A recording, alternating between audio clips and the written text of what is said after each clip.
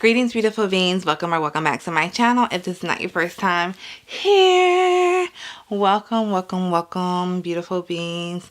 My name's Johnny, and this is my channel. So, by the title, you already know what we're talking about today. I want to go ahead and jump right into it. Alright, y'all. So, if you're new here, first of all, if you're new here, my name's Jenny, okay, and this channel is just me being me, okay, because there's nothing else I can do. I don't know how to be no one else, okay, but in this video, we're going to talk about my pregnancy and my labor story. If you don't know, I have a 10-year-old daughter. Oh my gosh, she just turned 10. A 10-year-old daughter, and now, at the time of this video, a 13-week-old son. Okay, so we're going to talk about the journey I had with him. So, let's get right into it. Where should we start? Well, let's just start from the beginning. So, I found out I was pregnant after 1 month after. Okay, let me add trigger warning. Skip over the next few minutes or seconds. Okay, I'm about to say something. So, let's start with my pregnancy. I found out I was pregnant 1 month after my last miscarriage. So that was, I was happy, nervous, scared. If you've ever been in that situation, you know all the feelings are there, okay? You want to be happy, but then you're nervous. Like, what if something happens? You're scared. Okay, so I was just going day by day, like I usually do my pregnancies, loving on my baby, loving being pregnant, and going day by day. I didn't tell anybody for a while. I finally told the father of the child, my boyfriend. I finally told him that I was pregnant, and then we still kept it under wraps. We didn't tell nobody, let anyone know. I think eventually, that makes 12 weeks. I don't know. I wanted to make it not past 9 weeks because I had made it to 9 weeks, and unfortunately I had lost my baby. This is not gonna be a sad video though. So I wanted to make it past 9 weeks. I want to say it was 12 weeks. 12 weeks, 4 months. Yeah, I was 12 weeks when I really told everyone. Not everyone, just the people that need to know. I was 12 weeks, and I finally went into the doctor to get an ultrasound, and that is when everything started. So when we got an ultrasound on my first, visit with the doctor, I was high risk because my daughter, I had her early. I had her at 30 weeks, so I was already kind of on the high risk chopping block. But then during the ultrasound, they saw something with my placenta, and that's all I thought they saw. But once they referred me to the high risk doctor. Once we got there, we learned that there was something going on with my baby kidney. Unfortunately, he had multi-cystic dysplastic kidney. Okay, if you don't know what that is, I'm just going to read it word for word. The definition: multi-cystic dysplastic kidney is a condition that helps. I'm sorry. Multi-cystic dysplastic kidney is a condition that results from the malformation of the kidney during fetal development. Okay, so it's just like a kidney that basically is going to work not to its full potential or not work at all. In the case of my baby, because we just had his doctor's appointment with the nephrologist, the specialist and everything, his kidney is not functioning at all. So he does have one kidney, and he is doing just great. So all the mamas out there, I went back and forth on sharing this information, and the reason I am sharing it is because I feel like there's other moms out there. Of course, I'm part of a Facebook group, so I know there's other moms that deals with this. He's doing great. Okay, you would never know. I told my mom, I was like, I wish they never did that extended ultrasound, and then I would not know anything about him only having one kidney, because he's functioning just like any other baby. Okay,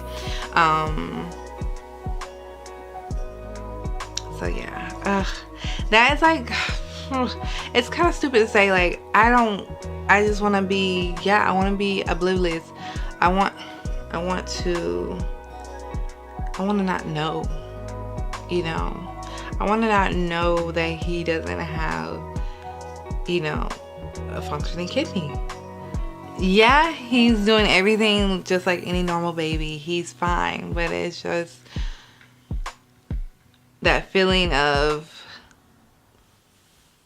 sadness because I just want my baby to be okay. Yes, he's okay now, but you know, you never know. Scared, sad, just the feelings, emotions.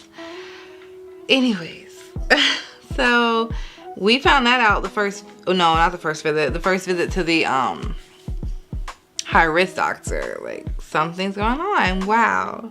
And from then on, I was seen as a high risk plus my regular doctor, OB-GYN. So I was going to appointments. And I was definitely fine with that because I wanted to know he was fine and make sure everything was good. You know, after all the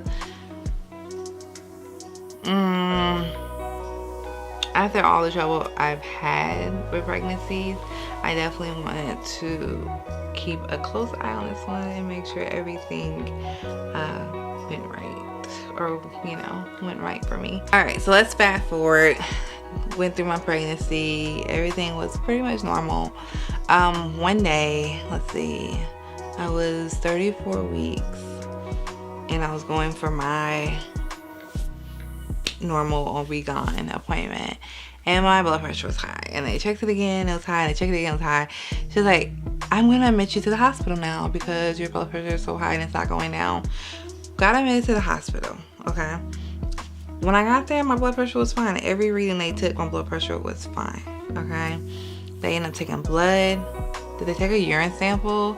Yeah, to see if there was protein in my urine, and checked my cervix again. I had already got my cervix checked at my regular OB-GYN gynecologist, and then I got it checked again once I got to the hospital. So let me tell you, if you're a woman, if you had a baby, you already know, or you might not know. I don't know. It wasn't as painful the last time I had done, which was 9 years ago.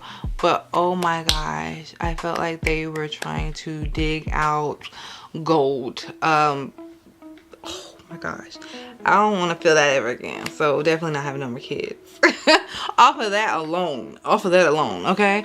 But yeah, just like, I'm gonna check your cervix now. Again, in the hospital, I'm like, wow, y'all got to be playing with me. She checks it again. Oh gosh, you know, it's the worst thing ever. Even if my blood work comes back good, I don't have any protein in my urine.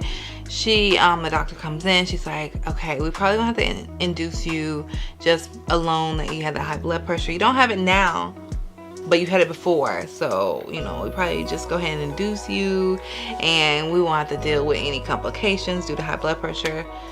And I know there's always the thing about getting induced. I want to get induced. The doctor wants to induce me because of this.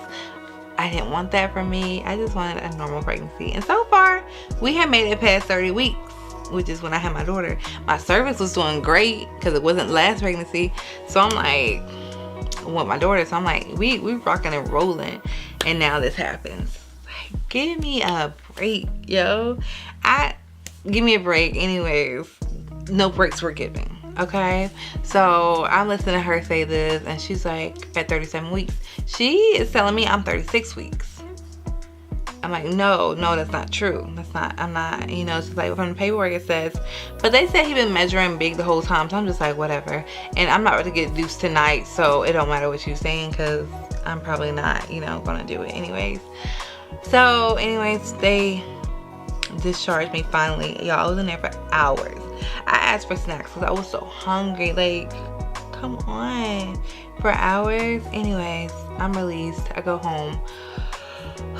Tired. Next day. It's the next day. I wake up. I wake up, get my daughter ready for school, get her on the bus. Sorry, I'm looking at my dog. He's down here. Hey, baby boy. Hey, baby boy. Anyways, I wake up, get my daughter on the bus, get back to the house. There's fluid, okay? I'm like, I don't know if I'm peeing on myself or there's actually fluid just coming out. So I'm like, I don't know. So I go to the bathroom. There is fluid. I don't know if I peed on myself or, sorry. If you know, you know. Like, you're like, how don't you know if you peed on yourself? Try being pregnant, okay? So I didn't know. But as soon as I got up, there was more fluid coming. I'm like, oh, I know I ain't peeing now. So, this is probably my water breaking. It didn't break like the movies. It didn't break like, you know, the movies where a whole bunch of fluid comes out and you're like, I'm having this baby. I'm in labor. Get me to the doctor. No, it didn't happen like that. So yeah, the second time, fluid, and then I think my mucus plug came out some. I get up. I'm still like, I don't know. Like, sorry, I say like a lot. So just ding, ding, ding, ding, ding every time I say it, okay? Take a shot or something. So I didn't think anything of it really, but I knew that possibly could be happening right now. That could be my water, but I'm like, I don't know. Such a little amount. And then it happened again a little later with fluid coming out. I'm like, okay, I think this is it. I think this is it. So at that point, I'm 35 weeks. Okay, so I go to my son's room. I'm like getting his bottles together, putting them through the sterilizer, getting his clothes, washing those. And like this whole pregnancy, I just felt like I haven't been ready. I need to get his room together. Like if you were talking to me, I would say his room wasn't ready. I didn't like I wasn't ready yet. And I start like getting things together, and my boyfriend's just looking at me get things together, and then he starts like helping me get the bottles and the clothes. But I don't think he really knew, because I didn't speak of it like I think I'm you know, in labor or anything like that, because I wanted to feel it out a little bit more. I didn't want to give any false alarms. That's what it was. So the contractions start coming as I'm getting things together, getting clothes, you know, folded and bottles packed. And I just said, I think I'm gonna have this baby today. That was it. I said, I think I'm gonna have this baby today, and continue trying to get everything ready before this baby came, okay? So my daughter gets off the bus around like 2:50, and she got off the bus. By that time, I had been having some pretty good contractions, okay? Good enough that I needed to breathe through them. So I started, you know, logging them on my phone. And my daughter made it home, and they just got stronger. The contractions got stronger. I'm like, I need to go to the hospital. I was like, I think we need to go. Yeah, we need to go. And the only thing I was scared of was having that baby right there in the house, because we do live, I didn't realize how far we live from the hospital until we were driving there.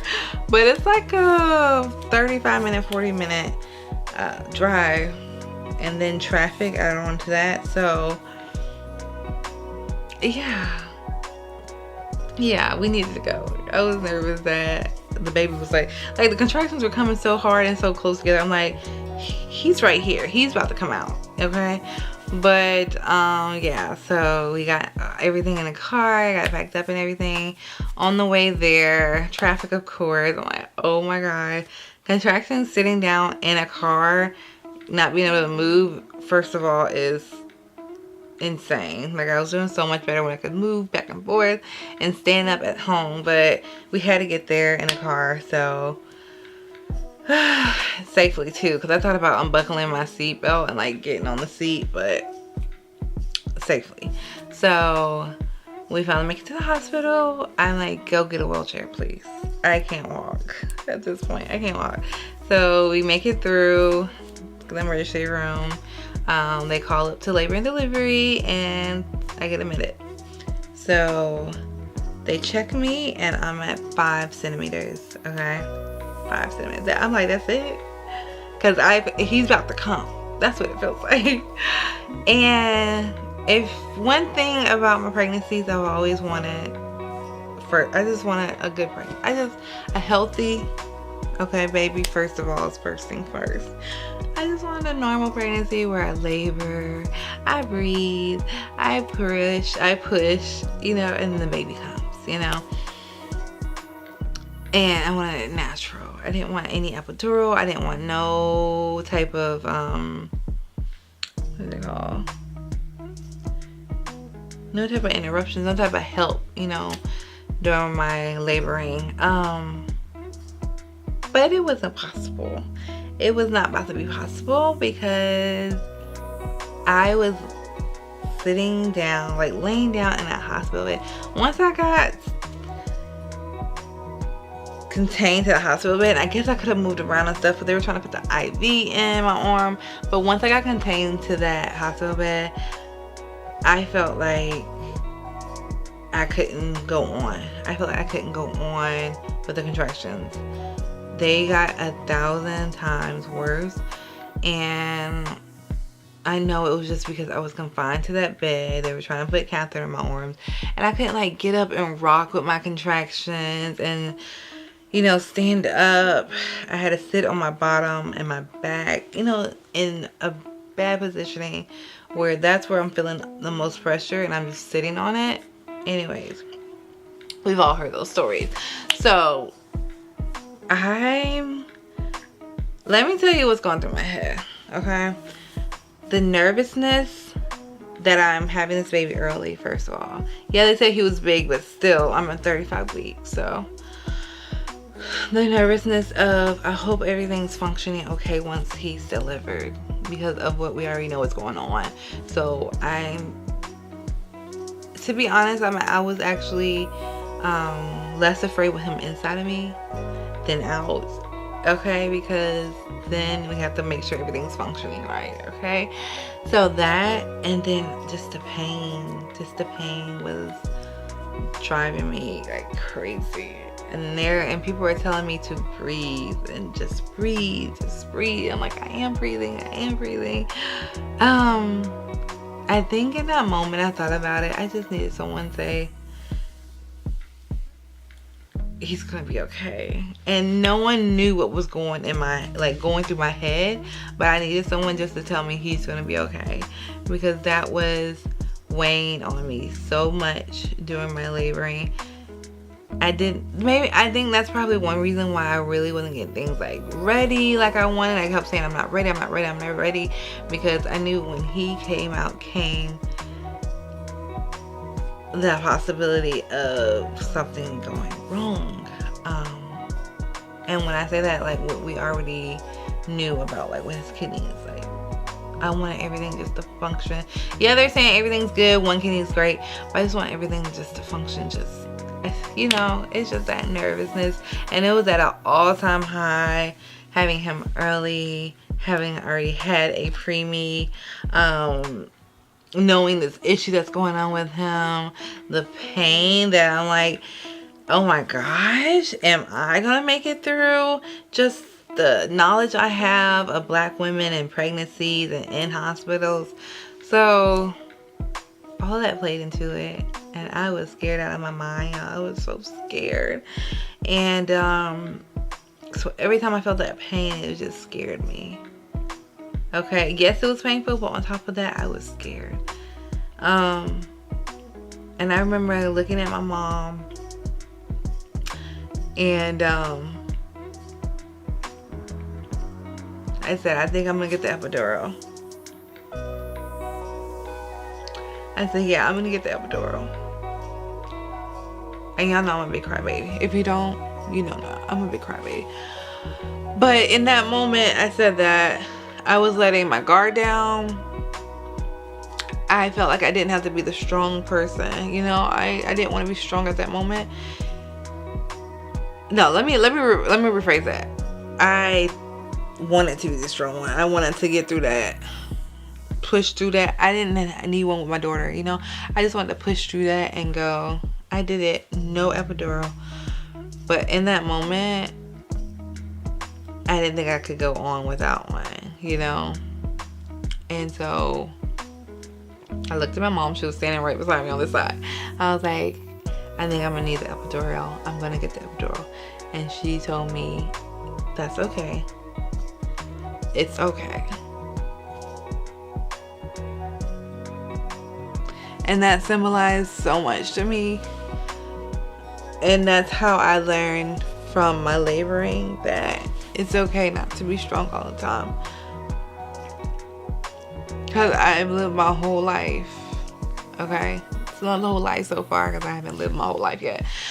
But I have gone on with my whole life thinking just I have to be strong. I can't show any weakness. Not quite sure where that came from, but I have a little bit of knowledge of maybe where that came from. So at that time when she said, it's okay, you can get it,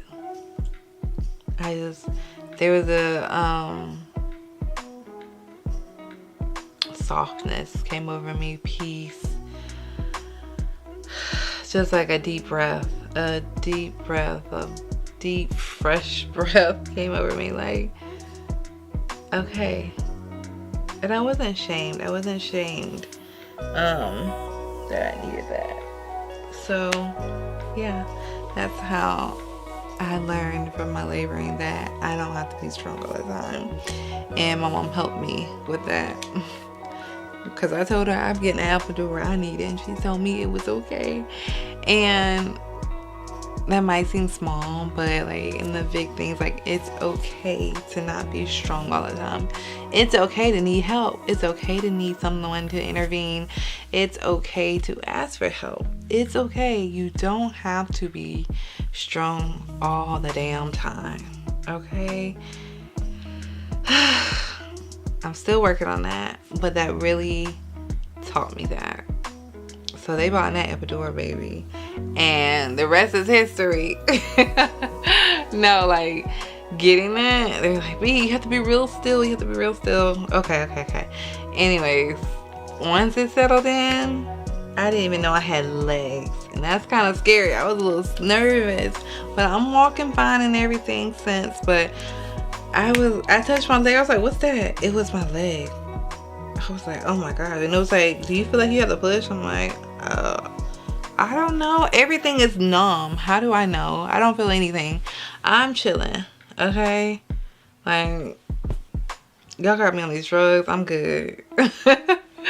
So yeah, after the epidural, I really didn't feel much of anything. Like even pushing, I didn't really feel much of anything. So yeah, he came that night. It was August 20th. He came that night, and oh my gosh. Yeah. I ended up throwing up though. I ended up throwing up on the last push to get him out. So, I mean, I have entertaining stories to tell. Yeah, the last push, I was vomiting, and I feel that's what pushed him out, plus them helping get him out. And then they took him over there with the NICU and the neonatal nurses and doctors and checked him out. He was all fine, so we got to do chest to chest. So we did that, and yeah, that is my pregnancy, labor, birth story. And what I got out of it is you are a strong woman, and you don't always have to be strong. You can let your guard down sometimes, let people in, and ask for help.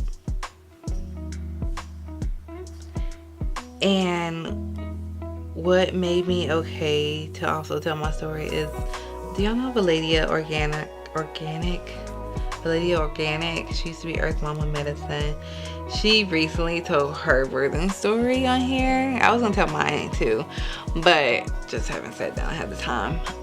She told hers, and she was saying how she was kind of embarrassed to tell her story because it didn't go the way she had planned. You know, it didn't go all natural. She did end up getting an epidural.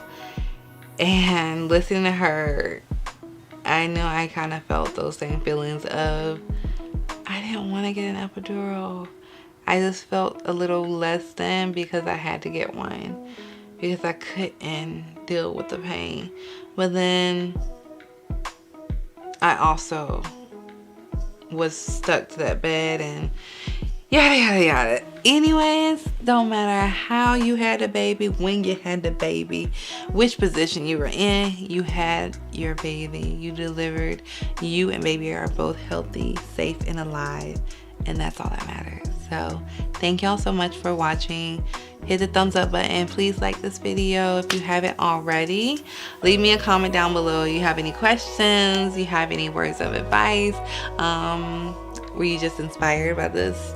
Just let me know down below. I love to hear from y'all. Subscribe to my channel if you feel subscribe to my channel if you feel led to do so, and I will see y'all in the next video.